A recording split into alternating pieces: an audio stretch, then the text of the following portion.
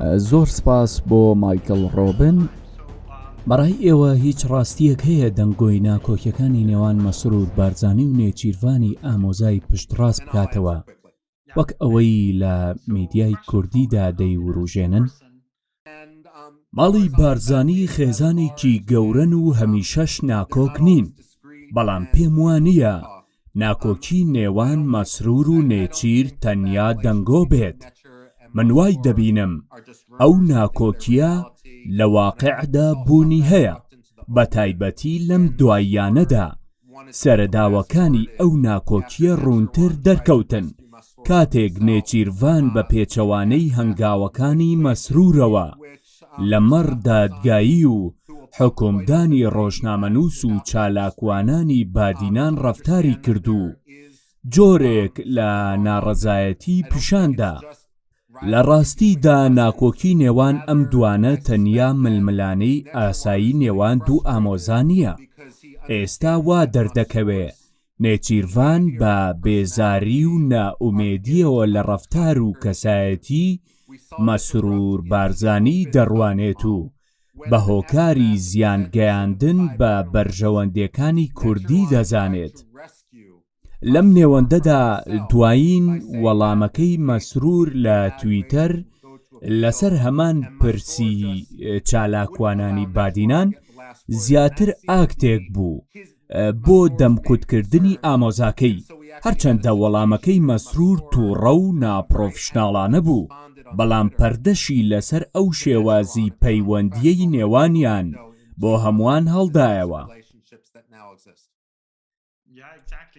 باشە، داستان جاسم دەپرسێ ئیدارەکەی بایدن چۆن هەردوو ڕایەڵەی پەیوەندی خۆی بە کوردەکانی سووریا و ئەوانەی عێراقەوە پێکەوە گرێ دەدات لە کاتێکدا لەلایەکەوە مەسرور بارزانی زیاتر گرێ دراوە و ڕوو لە تورکیایە.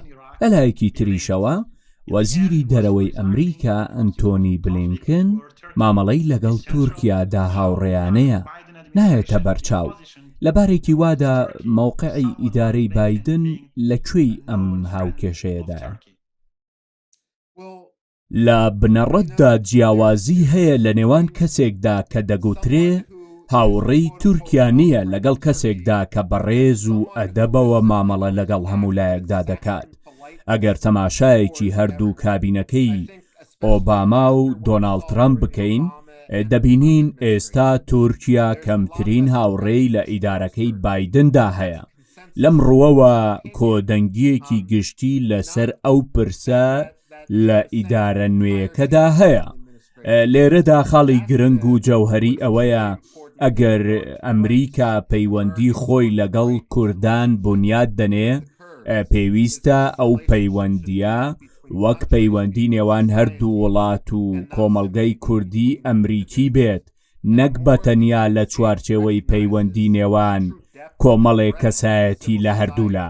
لەم ڕووەوە هەتا ئەمریکا زیاتر لە کۆمەڵگەی مەدەنی کوردی نزیک بێتەوە، بە شێوەیەکی ئۆتۆماتیکی پێگەی بارزانی لاوازتر دەبێت.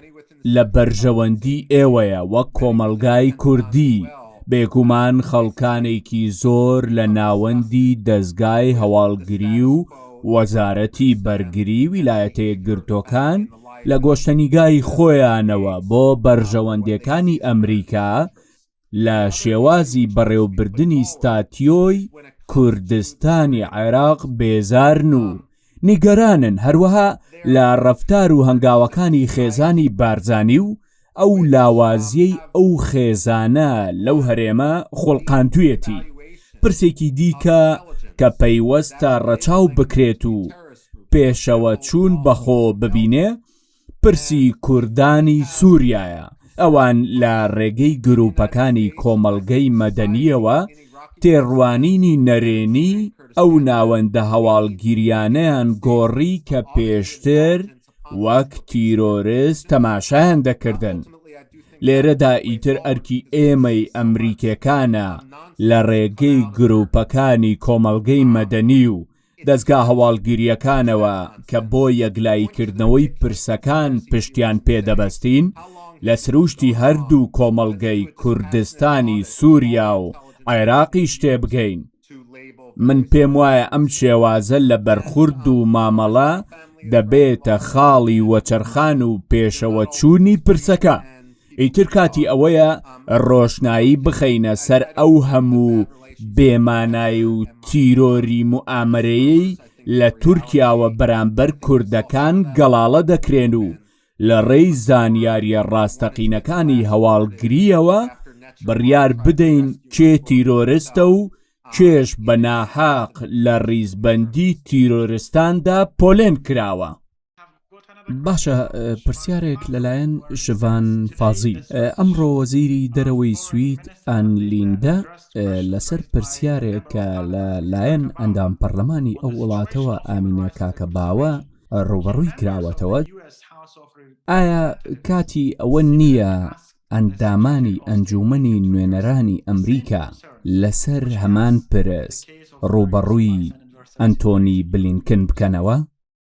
بێگومان وە دەنگهاتنی ئەندامانی ئەنجومەنی نوێنەرانی ئەمریکا خاڵێکی ئەرێنیە لە بەرژەوەندی کورد بەگشتی و کوردانی عێراقیش بە تایبەتی.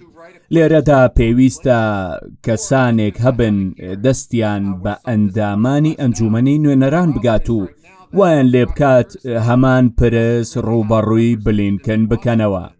بەڵام کێشەکە ئەوەیە کوردستانی عێراق هیچ نوێنەرێکیان لە ویلایەتە یەکگرتووەکانی ئەمریکا نییە، بەڵکو ئەوەی هەیە تەنیا نوێنەری پارتی دیموکراتی کوردستانە و نمایندەی ئەجێنداکانی ئەو حیزبە دەکات. بێگومان لەم ڕووەوە پەیوەندیەکانی بەیان سامی عەبدوڕەحمان لەگەڵ ئەندامانی کۆنگرێس ناچێتە چوارچێوەی بەرژەوەندیەکانی کۆمەڵگەی مەدەنی کوردی بەگشتی. بۆیە هەنگاوی پێویست و گرنگ ئەوەیە کۆمەڵگەی مەدەنی کوردی لە ئەمریکا پەیوەندی ڕاستەوخۆی خۆی لەگەڵ ئەندامانی ئەنجومەنی نوێنەران و سیناتۆرەکان بنیاد بنێت و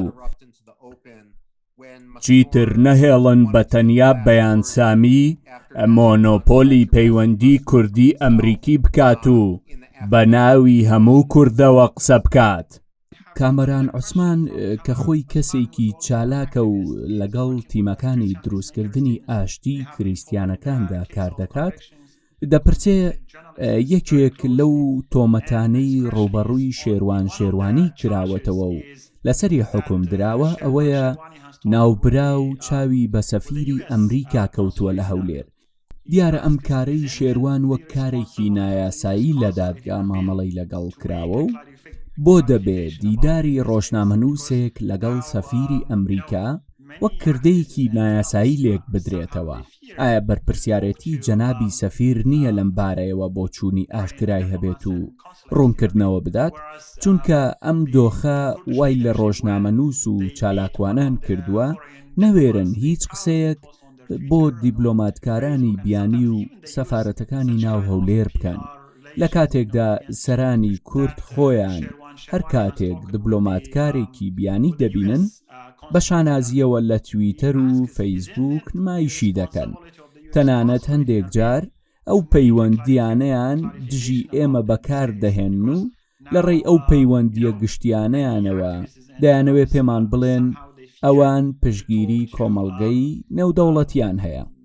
دوایین جار من لە هەولێر بووم، وابزانم کانونی یەکەمی ساڵی 2019 بوو، چاوم بە سەفیری ئەمریکا کەوت. بەڕاستی لاوازی ئەو پیاوە و گرنگی نەدانی بە پرسە جەوهەریەکانی کۆمەڵگەی کوردی تووشی سەرسوڕمانی کردم. هەڵبەت تێکڕای دیبلۆماتکاران وەک ئەو نەبوون، هەندێکیان لەم ڕووەوە بەهرەدارتر بوون. دیارە هەمیشە دیبلۆماتکارانی بەهرەدار ئەوانن کە زۆرترین گەڕان و جوڵەی مەیدانیان هەیە. من وەک ئاماژەم پێدا ئەو ڕۆژە لە سروشتی کارەکانی سەفارەت لە هەولێر تووشی سەرسوڕمان بووم. من لە چاوپێکەوتنەکەدا بە تەنیا نەبووم لەگەڵ جەنابی سەفیر، من لەوم پرسی لە کاتێکدا هەولێر لە ڕووی ئەمنیەوە شارێکی گونجاوە تێیدا بسوڕێنەوە ئێمە بۆ لێرەین. ئەو لە وەڵامدا وتی ئێمە تەنیا لە کاتی کاری فەرمیدا دەتوانین لە سەفارەت بڕۆینە دەرەوە. ئەو پسپۆڕ و چاودێر و ئەکادیمیانەی ئەو کاتە لەوێ بوون بە سەفیریان وت باشە بۆ بانگێشتی کەسانێک بۆ خوانێک ناکەیت لە خواردنگەیەکدا چاوت پێیان بکەوێت و ناویشی بنەی کاری فەرمی. بەهانە دروست مەکە لە جێیەکی دیاریکراودا بچەقیت و تەنیا چاوت بە سەرانی حکومڕانی هەرێم بکەوێ.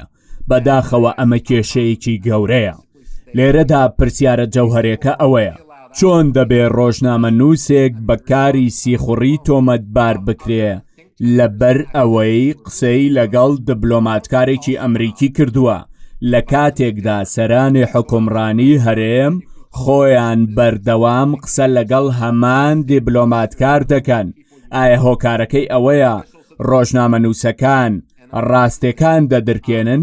ئەگەر وایە ئایا ئیتر کاتی ئەوە نییە دیبلۆماتکاران لەوە تێبگەن کە لەلایەن سەرانی حکوومەتی هەرێمەوە درۆیان لەگەڵ کراوە؟ ئەم جۆرە چیرۆکانە ئەگەر ڕۆژنامە نووسانی کورد بیانەوێ دەتوانن بیگەن پێگەیەکی وەک واشنتۆن پۆست کە بێگومان لە ئاستێکی زۆر بەرفراوانتر لە هەرێمی کوردستان کێشەکان دەوروژێنێت و ڕووناکی دەخاتە سەر بابەتی ئۆتۆکراسی واتە حکومی تاکڕەوی سەرانی هەرێم و ئازادی ڕۆژنامەگەری. لە کاتێکدا بۆ مەسرور بارزانی ئاسایی بێت دیبلۆماتکارێک ببینێ بەڵام دیداری ڕۆژنامە نووسێک لەگەڵ هەمان دیبلۆماتکاردا حسابی کردەوەی جاسووسی بۆ بکرێ. ئەمە دۆخێکی ناڕەوایە و بای ئەوەندە پاڵنەری لۆجیکی هەیە مەسرور بارزانی ڕوبەڕووی لێپرسینەوە بکرێت. بەڕێزێک بە ناوی ئارام مەحموود دەپرسێت داڕمانی ئابووری تورکیا و ناکۆکیەکانی ئەردۆگان لەگەڵ حکوومەتی ئەمریکا لە پەیوەند بە کێشەی S400 چ گاریگەریەکیان لەسەر پرسی هەرێمی کوردستان دەبێت بە تایبەت لە کاتێکدا وەک پێشتر خۆشت ئاماژت پێدا هەرێم گرێدراوی تورکیایە. داڕمانی ئابووری تورکیا ئاریشەیەکی گەورەیە.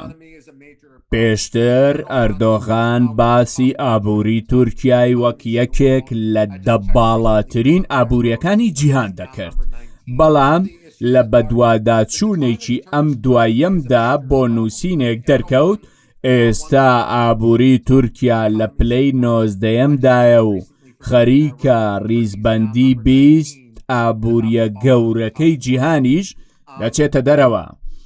کێشەکە ئەوەیە هەنووکە سیستەمی ئابووری تورکیا هاوشێوەی ئابووری هەرێمی کوردستان وابەستە کراوە بە سەرانی حکومڕان یا خێزانەکانیانەوە. بۆ نمونە لە کاتێکدا مامۆستایانی قوتابخانە و خزمەتگوزارانی مەدەنی موچەکەیان بۆ دابین ناکرێ، بەڵام بای ئەوەندە داهات بۆ گەشت و گوزار و کڕینی باڵەخانەی نوێ لە لەندەن و دووبەی لە بەردەست مەسرور بارزانیدا هەیە، یان بۆ هاوسەرەکەی کە بەم دواییە 300,000 دۆلاری لە دووبەی خەرج کرد.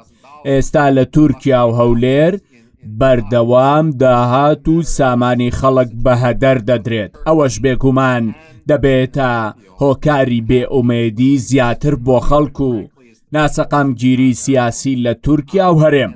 بەڵام سەرباری ئەوەش بای ئەوەندە ژیری و وشیاری لە ئەردۆغان و خێزانەکەی یان بارزانی و خێزانەکەیدا نابینم لەوە تێبگەن کە دۆخێکی ئاوا پایەدار نییە و ئیمکانی بەردەوامی نابێت.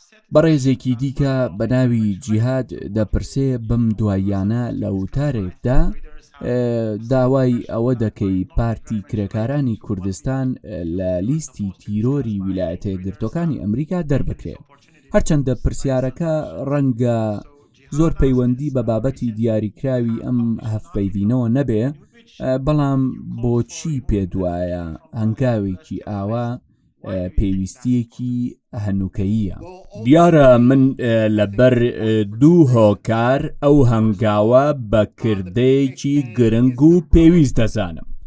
یەکەم لەبەر ئەوەی تورکیا و پارتی پەکەکە وەک بەهانە یان چەترێک بۆ پەردەپۆشی سیاسەتەکانیان بەکاردەهێنن، لەبری ئەوەی پارتی کرێکاران وەک گرۆپێکی زۆر تایبەت و دیاریکراو ببینن، پێویستە وەک بەشێک لە ململانێکە و وەک لایەنێک لی بڕوانین کە خەریکی پێشکەشکردنی نمونەیەکی جیاوازە. بۆیە پێویستە لە پێناسەکردنی پەکەکەدا ڕوون و ڕاشکاو بین. لەبارێکدا ئەگەر دان بەوە بنین کە خۆم پێم وایە پەکەکە لە ڕابردوودا لە کاری تیرۆریستی تێوە گلاوە و لەو بارەیەوە لەسەریشم نووسیون، بەڵام لە ناو هەموو ئەو گروپانەی لە چەندەی ڕابردوودا سەریان هەڵداوە خەڵکانێکی گێرەشێوێن هەبوون کە لە هێڵە گشتیەکانی خودی ئەو گروپانە لایان داوە. ئێمە ئەو واقعەمان لە نێو سوپای ڕزگاری ئایرلاندا بەراورد بە سوپای ڕاستەقینەی ڕزگاری ئایرلاندا بەڕوونی هەست پێ کردووە. هەروەها لە نێو ڕیزەکانی ڕێکخراوی ڕزگاری خوازی فەڵەستیندا بە هەمان شێوە کە دوجار حرەکەی تەنزیم و چەندین گرۆپی دیکە لەو ڕێکخراوە جیا دەبنەوە. لێرەدا ئەمریکا و ڕۆژئاوا خواست و پێزانینیان هەبووە جیاوازی لە نێوان ئەو ڕێکخراوە و گروپانە و خەڵکانی لادەری ناوڕیزەکانیاندا بکەن و لە یەکتر جیایان بکەنەوە. بۆچی ئێستا ئێمە بە هەمان پێوەر مامەڵە لەگەڵ پارتی کرێکاراندا نەکەین؟ بێگومان مامەڵەیەکی حەقانیە. ئەمە لە کاتێکدا دەبینین پەکەکە بە هەموو پێوەر و ستانداردێکی جیهانی ساڵانێکی زۆرە لە کردەوە و هەنگاوی تیرۆریستی دوور کەوتونەتەوە و قەتیش هیچ بەرژەوەندیەکی ئەمریکایان نەکردوتە ئامانج. هەر ئێستا بەلجیکا لە بری تیرۆریست پەکەکە وەک گروپێکی یاخی دەناسێنێ. بەڵام ئایا جیاوازیەک لە نێوان گروپی تیرۆریستی و یاخی بوواندا هەیە؟ بێگومان ئەم پرسیارە لە هەر کەسێکی ئەم دنیاە بپرسی وەڵامەکەی بەڵێیە. ئەم حکومە بۆ هەردوو کوردستانی سووریا و عێراقیش حکومێکی هاوشێوەیە.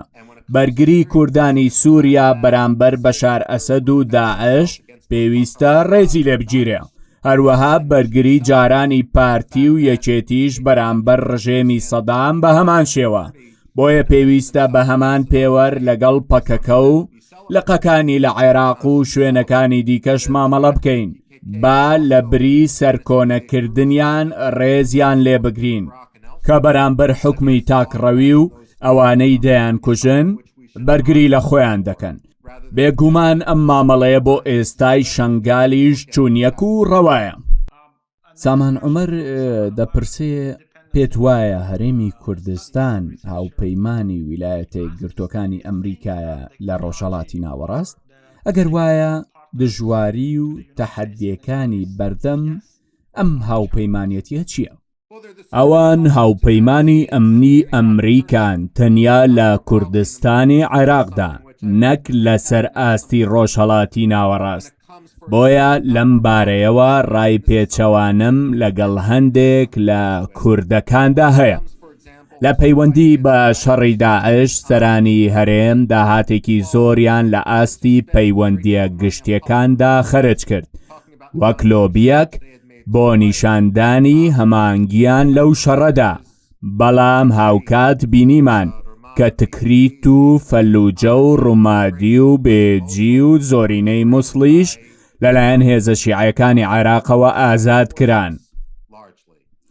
هەرچەندە پێشمەرگە لە پاراستنی کەرکووک و بەشێکی عاقاری مووسڵ هێزێکی زۆر کاریگەر بوون، بەڵام بەو ئەندازەیە کاریگەر و بەشدار نەبوون کە لە لۆبی و پەیوەندیە گشتیەکاندا جەختی لەسەر دەکەنەوە. هەر ئەو ڕاستیە شوا دەکات ئێستا ئەمریکا زیاتر لەگەڵ کارەکتەرێکی وەک کازمی مەبەستم مستەفا کازمی مامەڵە بکات و سەرۆکاری هەبێ. باشە، کەسێک بە ناوی بانوو دەپرسێ ئەمیشە سەرکردایەتی کورد هاودەنگی کۆمەڵگەی نێودەوڵەتی بەگشتی و هاودەنگی ئەمریکایان بە تایبەتی وەک کارتێک بۆ مۆنۆپۆل کردنی دەسەڵات و قایمترکردنی پێگەی خۆیان بەکارهێناوە. ئێستا بە لەبەرچاوگرتنی سیاسەتی نوێی وەزارەتی دەرەوەی ئەمریکا کە بە پێی ڕاگەیەندراوی ئیدارەی بایدن پرسی مافەکانی مرۆڤ و ئازادی ڕادەربڕین بنەمای ئەو سیاسەتە نوێیە تۆ پێ دوایە ویلایەتە گرتوەکان فشاری زیاتر بخاتە سەر دەسەڵاتدارانی هەرێم و هاوکاری زیاتری ئۆپۆسیۆن و گروپە سەربەخۆکان بکات لە کاتێکدا بێگومان نوخبەی دەسەڵاتدارانی هەرێم لە هەمبەر پرسە دیموکراسیەکان زۆر لە ئاست تمۆع و چاوەڕوانی ئەمریکاوە دوورن. لە ڕاستیدا هەموو ئیدارەیەکی نوێی ئەمریکا لە کاتی دەست بەکاربووندا لافی ئەوە لێ دەدەن کە بنەمای سیاسەتی خۆیان لەسەر ئەساسی مافەکانی مرۆڤدا دەڕێژن، بەڵام هیچ کامیشیان بەرمەبنای ئەو سیاسەتانە ناجوڵێنەوە کە لە سەرەتای دەست بەکاربوونیاندا جاڕیان داوە. ئێستا هەمووان دەتوانن لە ڕێی ئەو ئامرازانەوە کە کۆنگرێس فەراهەمی کردوون پەیوەست بن پێکەوە. ئامرازگەلی وەک پرۆژە یاسای سزاکانی ماگناتسکی یان پرۆژە یاسای سزاکانی خاشوقچی ئەوە ڕاستە کە نوخبەی دەسەڵاتداری کوردستانی عێراق هەمیشە هەوڵیان داوە هاوسۆزی نێودەوڵەتی لە بەرژەوەندی پێگەی خۆیان بەکاربهێنن. پێم وایە ئیتر لێرەوە دۆخێکی پێچەوانە ڕوبەڕوویان دەبێتەوە، زۆر بە سادەیی، لەبەر ئەوەی خەڵکانێکی زۆر بەرامبەر ئوسلوب و کردەوەی ناهەمواری سەرانی هەرێم بەگشتی و خانەوادەی بارزانی بە تایبەتی هەراسان و ماندوون لەسەر وەختی ئیدارەی ترامپدا من بێزاری خۆم بەرامبەر یەکێک لە دیبلۆماتکارە ئەمریکیەکان دەربڕی کە لە وڵاتی ئوردنەوە دەڕۆیشت بۆ عێراق ئەو لەبری ئەوەی سەردانی بەغدا بکە ڕاستەوخۆ خۆی گەیاندە لای مەسعود بارزانی. ئەمە لە کاتێکدا بارزانی تەنیا پیاوێکی خانەنشین کراو بوو. لەبارێکی وادا کۆبوونەوەی دیبلۆماتکارێکی ئەمریکی لەگەڵ مەسعود بارزانی یان هۆشیار زێباری پێچەوانە و پێشێلکردنی پرۆتۆکۆڵە ئەرکی ڕۆژنامەگەری سربەخۆی کوردیە. دیبلۆماتکارانی بیانی ئاگادار بکەنەوە لە کاتی هاتنیاندا بۆ هەرێم لەبری ئەوەی تەنیا چاویان بە ئەندامانی خێزانێکی دیاریکراو بکەوێ هەوڵ بدەن لایەنە جیاوازەکانی کۆمەڵگەی کوردی ببین و بیان دوێنن. حەقە ئێوە بەڕاشکاوی بەو وەفد و دیبلۆماتکارانە بڵێن ئەگەر دەتانەوێ تەنیا چاوتان بە ئەندامانی خێزانێکی دیاریکراو بکەوێ باشترە بڕۆن بۆ ئاهەنگە تایبەتەکانی یادی لەدایکبوونیان. بە پێچەوانەوە ئەگەر لە خەمی کۆمەڵگەی کوردی و حکوومەتەکەیدان پێویستە بە ڕێزێکی زیاترەوە مامەڵەیان لەگەڵدا بکەن. پەیکان عارف دەپرسێ دەرئەنجامەکانی ڕیفراندۆمەکەی ساڵی 2017 چ کاریگەریەکی لەسەر پێگەی هەرێم کردووە لە ئاستی کۆمەڵگەی نێودەوڵەتیدا؟ لە ڕاستیدا ڕیفراندۆم بە شێوازێکی هەڵە بەکارهێنرا. ئەو کات برێت ماگۆرک پێی ڕاگەیاندن ئەگەر تەنیا 2 ساڵ دان بە خۆیاندا بگرن لە پەیوەست بەو بابەتەوە نەخشە ڕێگایەکی گشتگیر و هەمەلایەن گەڵاڵە دەکرێت کە ڕەنگە ئەمڕۆ ئەو سربەخۆیی بۆ هەرێم دەستەبەر بکردایە. هاوکات هەوڵێکی ئاوا بۆ سربەخۆیی لە دەرەوەی ناوچە جێناکۆکەکان کێشەیەکی ئەوتۆی نەدەخۆڵقان. گرفتەکە زیاتر پەیوەندی بە ناوچە جێناکۆکەکانەوە هەبوو. تەنانەت هەموو ئەو کێشانەش ئەگەری چارەسەرکردنیان هەبوو بەڵام ئەو هەموو حەقد و پەلامارە شەخسیەی لەلایەن مەسعود و مەسرووری کوڕیەوە بەرامبەر کەسایەتی برێت ماگۆرد هەموو ئەو کێشانەی کە دەرچەیەک هەبوون بۆ چارەسەرکردنیان بە جۆرێک ئاڵۆز کرد. چارەسەرکردنیان گەیشتە ئاستی مەحاڵ. لانیکەم لە ئایندەیەکی نزیکدا ڕەنگە من پێشتریش ئەو قسەیەم بۆ ئێوە وتبێ، وەک لێکۆڵەرێک من پرسیار دەکەم بۆچی 2017 بۆچی ڕیفراندۆم بە دیاریکراوی کەوتە ئەو تەوقیتەوە، بۆچی ئەو هەموو عینادی و پێداگیریە لەسەر ئەنجامدانی ئەو پرۆسەیە لەو کاتە دیاریکراوەدا. تەنیا دەرئەنجامێک وەک وەڵامی ئەم پرسیارانە کە پێی دەگەم ئەوەیە لەو کاتەدا کۆمەڵێک حکوم و پرسی گشتی ڕوبەڕووی هەندێک لە بارزانیەکان کرابوونەوە کە کۆدەنگیەکی دەستە جەمعیان لەسەر بنیاد نرابوو. بەتایبەت لە لەندەن من بڕوام وایە مەسرور بارزانی لەو تەوقیتە دیاریکراوەدا ڕیفراندۆمی وەک چەترێک یان حەسانەیەکی سیادی کە پێشتر نەیبوو بەکاری هێنا. بۆیە ڕیفراندۆم لەو ساتە وەختە دیاریکراوەدا زیاتر بەرمەبنای کۆمەڵەیەک هۆکاری چەوت و شەخسی بوون کە دەرئەنجامەکەی ئەو شکستە بوو لە ئاستی کۆمەڵگەی نێودەوڵەتیدا. هەروەها ئەو کارەساتی سەربازیشی لێکەوتەوە بەرامبەر کوردەکانی عێراق. باشە، ڕانا هانا دەپرسێ ئەگەرچی هەرێمی کوردستان زۆر جار وەک سەرزەمینێکی پارێزراو بۆ کەمینەکان چاوی لێ دەکرێت، خەریکە ئەم وێنەی هەرێم دەشێوێت خەریکە واقعی سەرکوتکردن و چەسپاندنی کەمینەکان لە سایه حکمڕانی هەرێمدا لە جاران زەقتر دەردەکەوێت و دەبێتە بابەتێک بۆ تێگەیشتنی زیاتر. لە دۆخێکی وادا چۆن بتوانین لە هەمبەر ئەم پرسە ئاگایی زیاتر بۆ ڕای گشتی بڵاو بکەینەوە و تیشکی زیاتر بخەینە سەر ئەو سەرکوردکردن و چەسپاندنەی بەرامبەر بە کەمینەکان دەکرێت. هەر بۆ بەرچاوڕوونی جەنابتان لە ماوەی ڕابردوودا بەشێک لە ئاشووری و مەسیحیەکان بەنیاز بوون خۆپشاندانێک لە هەولێر ڕێک بکەن وەک نیشاندانی ناڕەزایی لەبەر ئەوەی لە گوندەکانی ئاکرێ بەشێک لە زەویەکانیان لەلایەن خەڵکی خێڵی سەر بە پارتی زەوت کرابوون، بەڵام لەلایەن دەسەڵاتدارانی هەولێرەوە ڕێگری ئەو خۆپشاندان و ناڕەزایەتیانەیان لێکرا و ڕێگەیان پێنەدرا. هەڵبەت ڕێگریکردن لە خۆپشاندان و ناڕەزایەتی خەڵک مۆرکێکی تایبەتی هەمیشەیی دەسەڵاتدارانی هەرێم و پارتی دیموکراتی کوردستانە. لە ڕاستیدا لە یەکەم سەردانمدا بۆ کوردستان پێم وایە مانگی ئاپ یان ئەیلولی ساڵی 2000 بوو هەستم کرد استراتیژی حکوومەتی هەرێم دروستکردنی گروپی پرۆکسی و وابەستەیە لە ناو کەمایەتیەکانی وەک مەسیحی و کلدانی و ئاشووریەکان.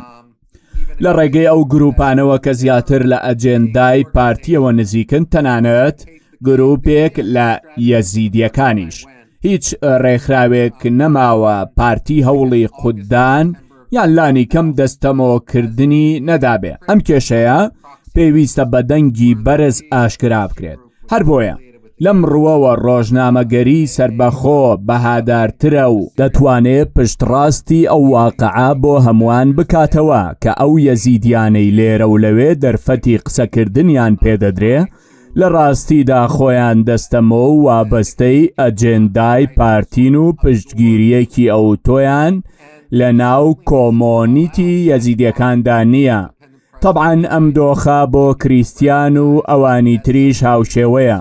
لێرەدا ئەرکی میدیای سربەخۆیە دەنگی ڕاستەقینەی ئەو کۆمۆنیتانەی وەک خۆی بگەێنێت.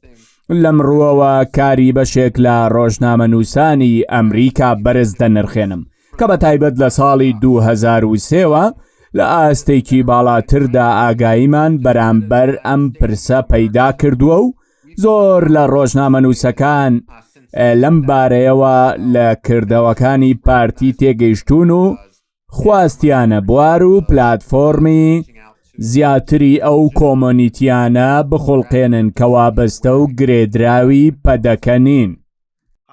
باشە، بەشێک لە سیاسەتوان و میدیاکار و لێکۆڵەرانی سەر بە پارتی دیموکرات بەردەوام خەریکی بیرخستنەوە و ڕوژاندنی باسێکن گوایە پێشتر جۆ بایدن لە وتارێکی هاوبەشیدا پێشنیاری دابەشبوونی عێراقی کردووە بۆ 3 پارچەی جیاواز لەسەر بنەمای جیاوازی ئەتنیکی و مەزهەبی. لێرەدا پرسیارەکە ئەوەیە: ئایا هەنووکە ئیدارەی بایدن پشگیری عێراقێکی یەکگرتوو دەکەن یان بیرۆکەی دابەشکردنی ئەو وڵاتە بۆ 3 هەرێمی فیدراڵی جیاواز هێشتا لای ویلایەتە یەکگرتووەکان کەیسێکی زیندووە؟ لە کاتێکدا بایدن ئەم وتارەی بە هاوبەشی لەگەڵ لەس گەڵب لە نیویۆرک تایمس بڵاو کردەوە، پێویستە ئەو ڕاستیە لە بەرچاو بگرین کە هەندێک لە سیناتۆرەکان حەز دەکەن خۆیان لە هەندێک باس و بابەت هەڵقورتێنن، بەڵام بە شێوەیەکی گشتی سیناتۆرەکان معریفەیەکی قوڵیان دەربارەی هەرێمێکی تایبەت و دیاریکراو نییە. دیارە سەروەختی ئەو وتارەی بایدن خۆشی یەکێک بوو لەو سیناتۆرانە و هێشتا نەبوو بوو بە جێگری سەرۆکیش. ڕەنگە لەو کاتەدا بایدن ئەو بیرۆکەیەی بە باش و گونجاو بۆ عێراقیەکان زانی بێ، بەڵام کاتێک زیاتر لەم پرسەی کۆڵیەوە و لە نزیکەوە لە دۆخەکە تێگەیشت، بە تایبەت کاتێک بوو بە جێگری سەرۆک وازی لەو بیرۆکەیە هێنا. هەر کاتیش لە گوتارێکیدا لە زانکۆی پاراستنی نیشتیمانی ڕایگەیاند کە دەستبەرداری ئەو بیرۆکەیە بووە، بەڕاستی ئەمڕۆ لە ئەمریکا خواستێک بۆ دابەشکردنی عێراق لە ئارادا نییە.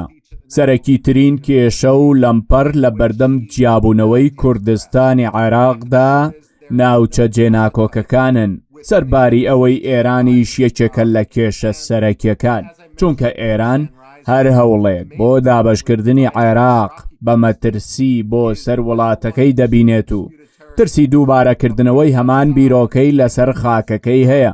بۆیە لە دۆخێکی وادا ئەگەری پەلاماردانی ئێران لە پێناو شکست پێهێنانی ئەو بیرۆکەیە ئەگەرێکی کراوەیە. لێرەدا پرسیارەکە ئەوەیە: ئایا ویلایەتە یەکگرتووەکانی ئەمریکا ئامادەیە لەسەر هەرێمی کوردستان بچێتە جەنگەوە لەگەڵ ئێران؟ بە داوای لێبوردنەوە دەڵێم وەڵامی ئەو پرسیارە نەخێرە. هەڵبەت ئەم حکومە بەرهەمی ڕوانین و لێکۆڵینەوەی خۆمە. هەر ئەوە شوای کرد پشتگیری ئەنجامدانی ڕیفراندۆم نەکەین، چونکە ترسی ئەوەمان هەبوو ئێران لە ڕووی سەربازیەوە پەلاماری هەرێم بدات و دۆخەکە بگاتە ئاستێک نەتوانین چارەسەری بکەین. زۆر سپاس بۆ مایکل ڕۆبن، نووسەر و لێکۆڵەری ئەمریکی کە لە ئەم چاوپێکەوتنەدا لەگەڵمان بەشدار بووی. سپاس.